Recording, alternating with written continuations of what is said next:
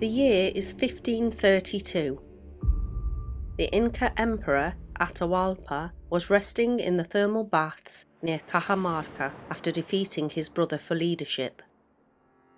Spanish conquistador Pizarro arrived with 200 soldiers asking for an audience. The Incan emperor was ambushed by the Spaniards. All 12 of his honor guards killed, and he was taken captive. How did one man's ambition trigger the fall of a civilization?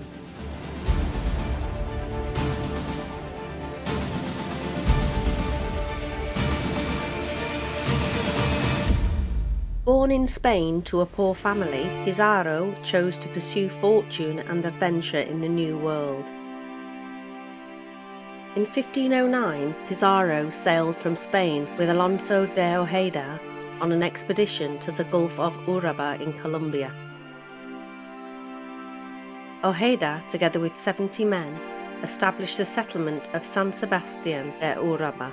The settlers encountered resistance from natives living in the area who used poisoned weapons, and Ojeda was injured in the leg. He sailed back for Hispaniola, leaving the colony under the supervision of Francisco Pizarro, who, at the time, was only a soldier, to wait for the next expedition to arrive. Ojeda asked Pizarro to leave some men in the settlement for 50 days, and if no help arrived at the end of that time, to use all possible means to get back to Hispaniola. After 50 days passed, Pizarro started preparations for the return to Hispaniola when the next ship arrived with Balboa in command. They found out that the settlement was in ruins and that the natives were waiting to launch a series of unrelenting attacks. In 1513, Pizarro accompanied Balboa in his crossing of the Isthmus of Panama to the Pacific. Balboa had received the unexpected news of a new kingdom, rich in gold. To find this kingdom, Balboa started his journey across the Isthmus of Panama, and after an exhausting trip on foot through the thick jungle, arrived at the shores of the Pacific Ocean. Once there, Balboa raised his hands, his sword in one and a standard with the image of the Virgin Mary in the other, walked knee-deep into the ocean, and claimed possession of the new sea and all adjoining lands in the name of the Spanish sovereigns. During the next 5 years, Pizarro became a close associate of the newly appointed governor, who assigned him a permission to use natives for labour and to herd cattle. When the governor decided to get rid of Balboa out of distrust, he instructed Pizarro to personally arrest him and bring him to stand trial. Halfway to Santa Maria, Francisco Pizarro arrested Balboa in the name of the governor and accused him of trying to create a separate government in the South Sea. Balboa was trialled and beheaded in 1519. For his loyalty, Pizarro was rewarded with the positions of mayor and magistrate of the recently founded Panama City from 1519 to 1523. News and stories about Peru, a great land to the south rich with gold, also known as the legendary El Dorado, caught the attention of Pizarro, prompting a series of expeditions to the south. In 1524, while still in Panama, Pizarro formed a partnership with a priest, Hernando de Luque, and a soldier, Diego de Almagro, to explore and conquer the south, and divide equally amongst themselves the empire they hoped to vanquish. Their accord was strictly oral. Pizarro would command the expedition, Almagro would provide military and food supplies, and Luque would be in charge of finances and additional provisions.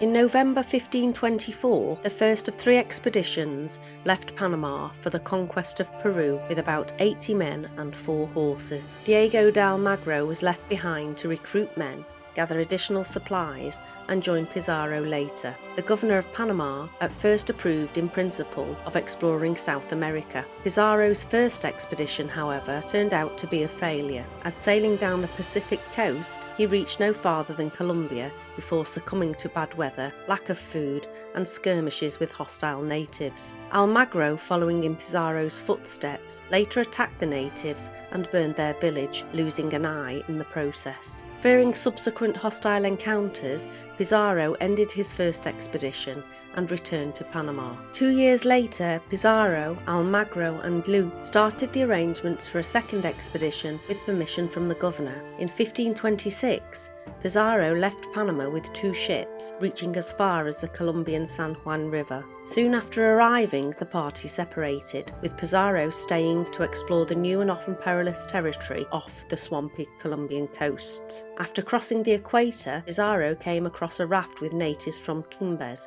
and took it over. To everyone's surprise, these carried textiles, ceramic objects, and some pieces of gold, silver and emeralds, making this the central focus for this second expedition. After a difficult voyage due to strong winds and currents, they reached Atacames on the Ecuadorian coast. Here they found a large native population recently brought under Incan rule. Pizarro decided to stay at a safer place near the coast, while Almagro would return to Panama with Luke for more reinforcements. The new governor of Panama had learned of the mishaps of Pizarro's expeditions. Fearing an unsuccessful outcome, he rejected Almagro's application for continued resources. In addition, he ordered 2 ships commanded to be sent immediately with the intention of bringing Pizarro and his crew back to Panama. Pizarro had no intention of returning, and when the ships arrived, he drew a line in the sand, saying, "There lies Peru with its riches.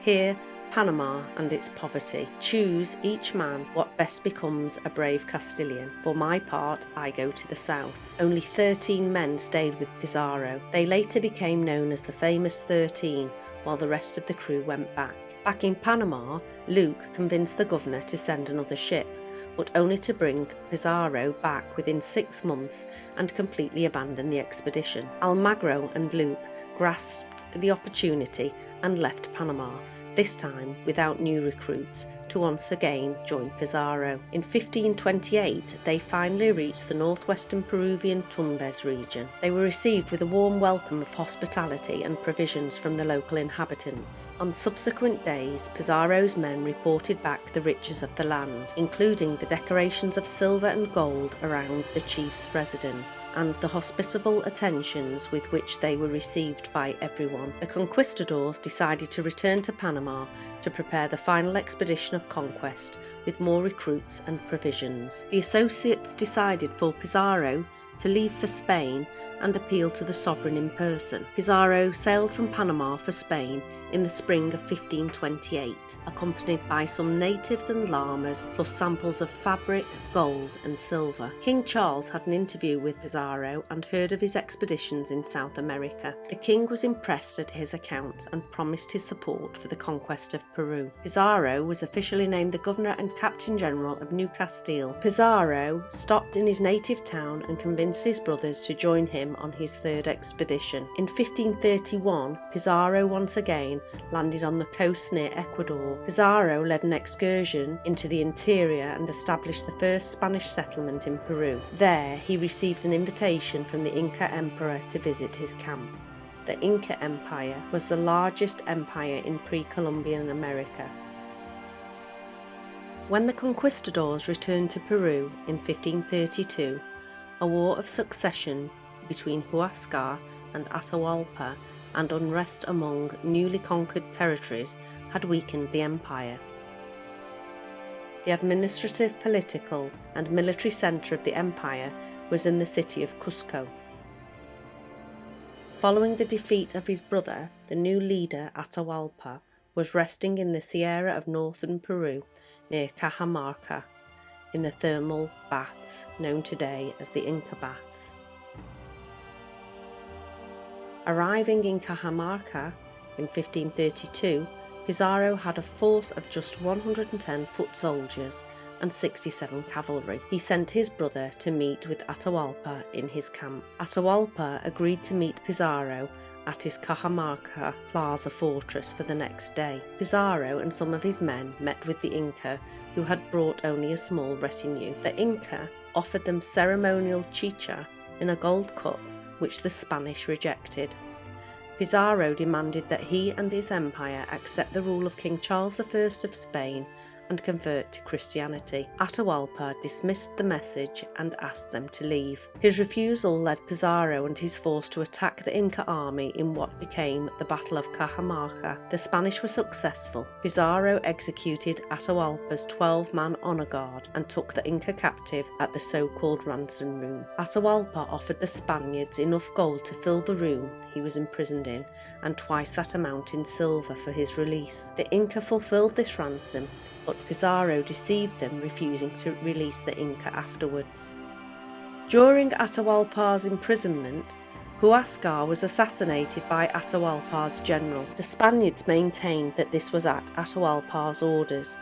This was used as one of the charges against him when the Spaniards finally sentenced him to death by burning at the stake. He was horrified, since the Inca believed that the soul would not be able to go on to the afterlife if the body were burned. He agreed to convert to Catholicism, and in return his execution was switched to death by strangling. The Spanish sealed the conquest of Peru by entering Cuzco. By early 1536, Incan forces initiated a siege of Cuzco.